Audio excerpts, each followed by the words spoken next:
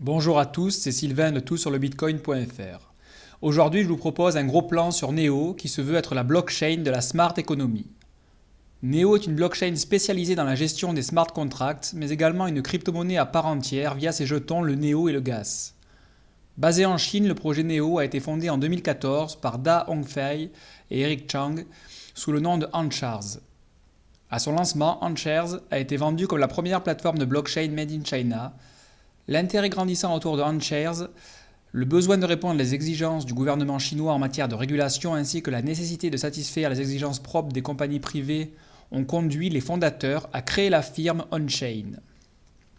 Spécialisée dans les services financiers basés sur la blockchain, cette dernière a pris en charge le développement de Anshares avant de le renommer en Neo en 2017. Le fait que Neo et Onchain soient basés en Chine constitue un avantage dans le sens où la plateforme est aux premières loges pour s'adapter aux changements de régulation sur le marché chinois. Cependant, cette implantation en Chine peut également être vue comme un risque par les acteurs du monde des crypto-monnaies, dans le cas où le pays de Xi Jinping déciderait un bannissement total des crypto-monnaies sur son territoire du jour au lendemain. À l'instar d'Ethereum, qui demeure le concurrent le plus sérieux du Bitcoin, la plateforme Neo est spécialisée dans l'écosystème des smart contracts, ou contrats intelligents en français. Neo autorise ses utilisateurs à automatiser le stockage ainsi que l'échange d'actifs numériques et souhaite tirer parti au mieux des dernières évolutions technologiques dans les domaines des contrats intelligents. Le tout en coopérant avec les autorités de régulation chinoises afin de devenir la plateforme leader de la smart economy. Qu'est-ce donc que la smart economy ? Avant tout donc, il paraît essentiel de définir le concept de smart economy. Celui-ci concerne la digitalisation d'actifs physiques dont la possession serait prouvée et garantie via la blockchain Neo. Ces actifs vont être vendus, échangés et exploités via des smart contracts. Cette notion de smart economy est au cœur de ce qui différencie Neo d'Ethereum. En effet, si Ethereum a le potentiel pour supporter les mêmes fonctionnalités que Neo, la distinction se fait essentiellement sur cette notion puisque l'économie intelligente prônée par Neo ne pourra être réalisée que sous l'égide et la régulation d'un gouvernement. La philosophie d'Ethereum est clairement différente sur ce point. La mise en place de cette économie intelligente nécessite plusieurs prérequis au sein de la blockchain Neo. En premier lieu, la notion d'identité digitale doit être au cœur de la plateforme. Si l'anonymat peut avoir du bon, pour convaincre des compagnies et des gouvernements de franchir le pas en digitalisant des actifs et en passant des contrats intelligents, il faudra que la plateforme en question soit capable de garantir l'identité digitale de ses utilisateurs. Cette identité digitale est basée sur un système appelé PKI X509 standard.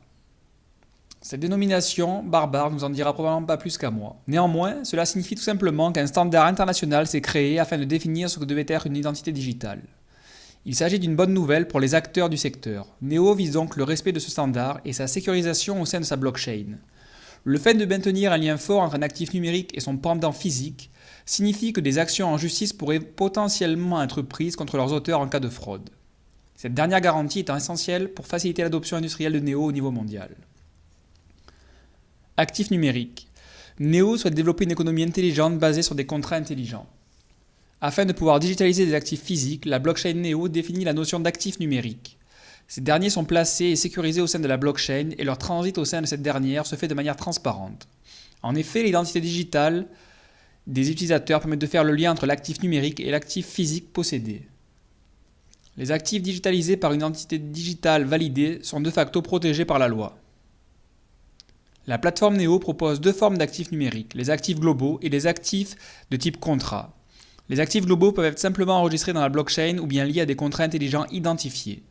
En revanche, les actifs de type contrat sont conservés dans une zone de stockage privée liée à un smart contract et nécessitent un client enregistré dans ce contrat pour pouvoir y accéder. Les Neo-contracts. Les smart contracts définis au sein de la plateforme Neo sont connus sous le nom de Neo-contracts. Ce système de smart contracts propose une amélioration notable par rapport au système de la blockchain Ethereum. En effet, sur Ethereum, les développeurs peuvent seulement s'appuyer sur Solidity, un langage nouveau et relativement obscur. La blockchain Neo permet quant à elle d'utiliser du C#, du Java et plusieurs autres langages bien connus des développeurs et supportés par la plupart des éditeurs de développement du marché. Tout ceci facilitant grandement les étapes de développement, de débogage et donc de compilation. Le système Neo favorisera l'intérêt de millions de développeurs autour du monde pour la création de contrats intelligents sur sa plateforme, clairement un atout pour une adoption en masse de sa solution. Deux types de jetons sont disponibles sur la plateforme. le NEO et le GAS. Il s'agit de deux monnaies cryptographiques qui transitent sur le réseau NEO et dont la limite maximum de jetons en circulation a été fixée à 100 millions d'unités. Le token NEO peut être comparé à des actions d'une entreprise possédée par un petit porteur. En tant qu'actionnaire, vous êtes du même coup propriétaire d'une partie de la blockchain NEO. En conservant des jetons NEO au sein d'un wallet et non sur une plateforme d'échange, les utilisateurs se voient rétribués en dividendes qui sont représentés par les jetons GAS.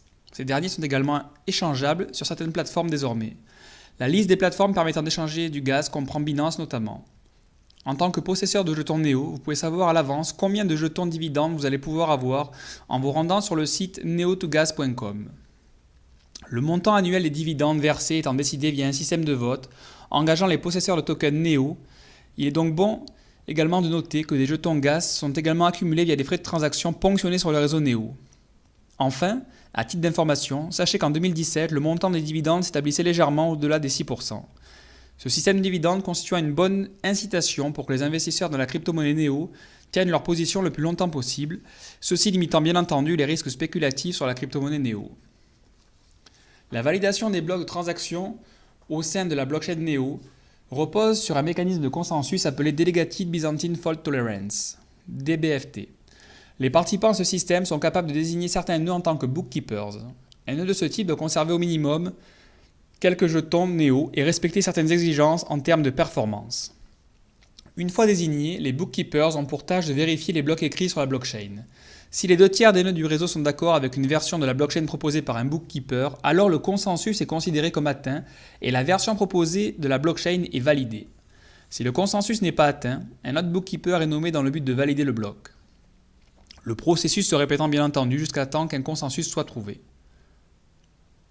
Puisque ce consensus n'a besoin d'être répliqué que sur un sous-ensemble de nœuds du réseau, il se révèle plus performant que le mécanisme traditionnel de Byzantine Fault Tolerance. Le réseau consomme moins de ressources de manière globale avec la possibilité de gérer de plus gros volumes de transactions. Avec l'implémentation du mécanisme DBFT, NEO affirme pouvoir gérer 1000 transactions par seconde actuellement, avec l'objectif affiché d'atteindre un jour les 10 000 transactions par seconde. Notez bien que le nombre de 1000 transactions est déjà assez remarquable comparé au niveau actuel de son concurrent Ethereum, qui reste limité à 15 transactions validées par seconde. L'algorithme de consensus de NEO représente un avantage indéniable de la plateforme, mais cet avantage a un coût, la centralisation.